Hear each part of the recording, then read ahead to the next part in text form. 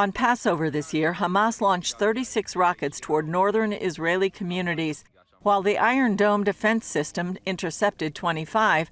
One landed here. It was just an empty warehouse. Nothing happened, but you can see that across the street, it's a kindergarten, and it's a home over here. I think this explains us in the best way the contradiction between the beautiful day, normal life, happy children, and what could have happened if it was not a holiday. Sarit Zehavi lives near the border and began the Alma Research Center, an organization focused on security challenges in the region. I believe that Hezbollah assisted, that Hezbollah helped Hamas to find the locations, to find where exactly to launch from. Iran-backed Hezbollah, a powerful longtime enemy in Lebanon.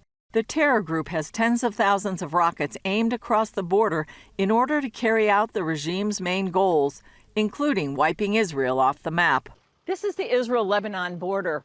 The tower behind me belongs to Hezbollah, and they're also building the road, which shows you just how close the threat is. Zehavi recently captured these photos of Hezbollah surveilling the area even closer to the border.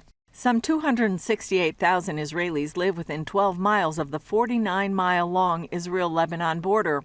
About 250 of them are in ZAR'IT, a community founded in 1967 that lies about 650 feet from Hezbollah lookouts. In general, it's good for us. Quiet, relaxed, good atmosphere. Everything is green. Everything is beautiful. Born and raised here, 54-year-old Yossi Baranes heads up security and says his biggest worry is the thought of Hezbollah potentially reaching into the community. If Hezbollah would infiltrate, then I would have to deal with it. Against this, we're on high alert all the time. I really was born here. I feel that this is my only home.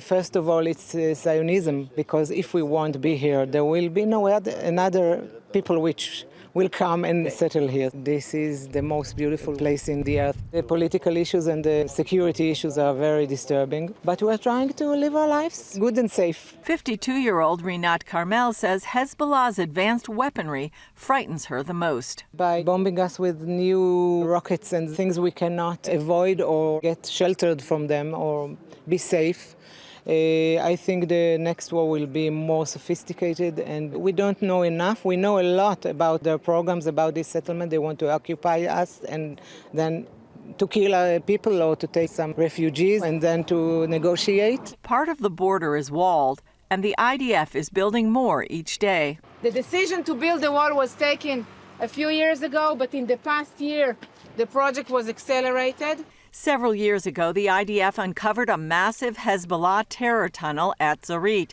intended to bring death and destruction to the people along the border. And recently, at the edge of ZAR'IT by the community's mushroom factory, Hezbollah carried out a drill just meters away, simulating an attack, including kidnapping Israelis.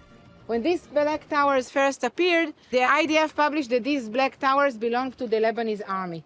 But actually, every day, maybe now, including yesterday, we see Hezbollah military operatives on top of these black towers. All of this happens under the watchful eye of the United Nations, which creates another dilemma for Israel. It's the same dilemma with the human shield issue. What do you do if there is a launcher next to this UN position over there, and it is launching to Yossi's house in ZAR'IT, and if you destroy the launcher, you may destroy the UN position as well. If you don't destroy the launcher, it's Yossi's family. Even though Hezbollah and Iran are not interested in a Palestinian state like others, a nearby water tower is meant to look like the Dome of the Rock on Jerusalem's Temple Mount. There is a reason why it's decorated like the Dome of the Rock.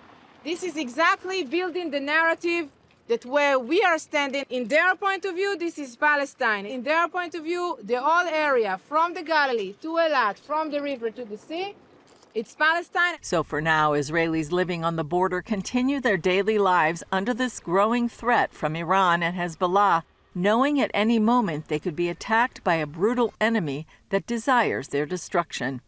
Julie Stahl, CBN News, the Israel-Lebanon border.